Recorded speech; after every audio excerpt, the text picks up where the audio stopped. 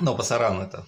Да, они не пройдут, блин. Вот я костями лягу, блин, но... А лучше их положу. М? А лучше их положу костями. Блин, я приготовил, я скажу, я приготовил документы, если вы думаете, что это все в секрете, я его просто размножил и разошлю всем заинтересованным. Вот. Ну, с администрацией это мы посоветуемся, конечно.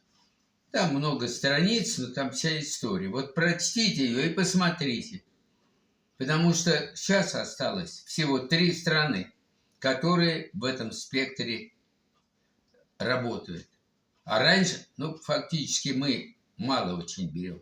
А раньше их было стран больше 10. И все поняли, что они ни хрена не получат. Вот, что там сели вот такие, и они...